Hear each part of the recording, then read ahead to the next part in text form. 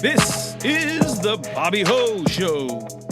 And in this episode, heading into Labor Day, and in BK, that means West Indian Carnival Weekend, I'm curious about Caribbeanisms, coconut-isms, West Indian Americanisms. What does it mean to be a second and third generation West Indian American? With cannabis culture and all of its association with Jamaica and reggae and Bob Marley, how do we go beyond the lure of those Kamala Harris-esque Breakfast Club hot sauce moments, oh, I did inhale? What contemporary artists and creators are out there exploring Caribbean culture?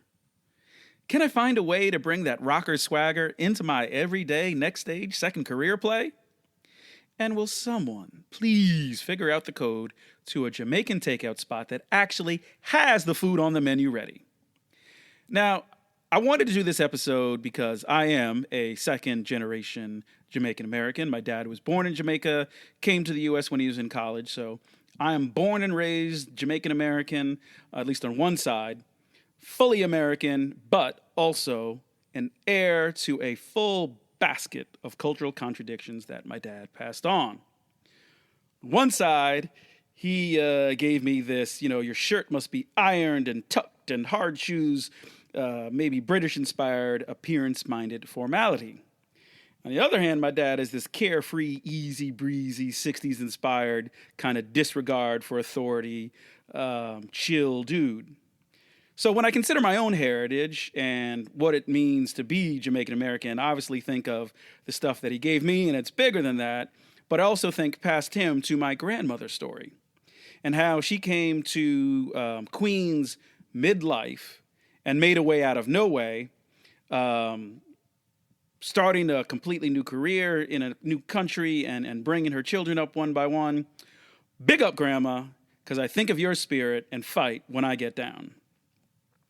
But in also looking beyond my own family story, I look at the landscape of how different immigrant stories are portrayed or flattened, and I thought of specifically my grandmother's generation and when I saw Green Book and how it flattened Donald Shirley, how the Hollywood rock crushed the man's context, his family story, his individual cultural connection.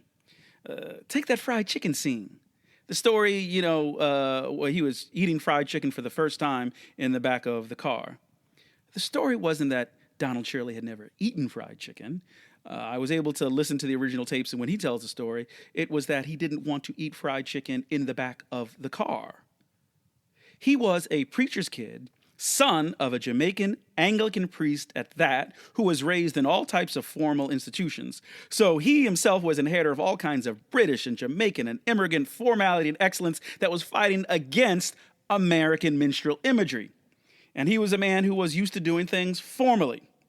So here's the real story that gets translated into Hollywood as, haha, isn't it funny? Look at the Italian guy teaching the rich black guy, how to eat fried chicken.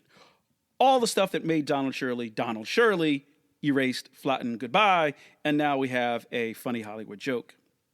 So seeing things like that makes me wonder, what can I do to help rep my roots, tell stories, promote creators and other storytellers who are doing their thing and truly bringing context and rootedness to all kinds of immigrant stories, especially West Indian stories. And by the way, I got to give a shout out to Gil and Pat Bailey, radio pioneers who were an inspiration for this podcast and for me to try my own voice out. So I would actually love to hear from you. Who are the creators that you enjoy? Or what is your groove? What are you about? What stories are you telling? I want to feature some of them and talk about them in future episodes. I'm going to talk about them at bobbyhoshow.com. And I want you to let me know what you are culturally curious about. I'm Bobby Ho. That's the show. Enjoy your West Indian Carnival weekend if you're in Brooklyn. Closing arrangements by Ivy Sparrow Music.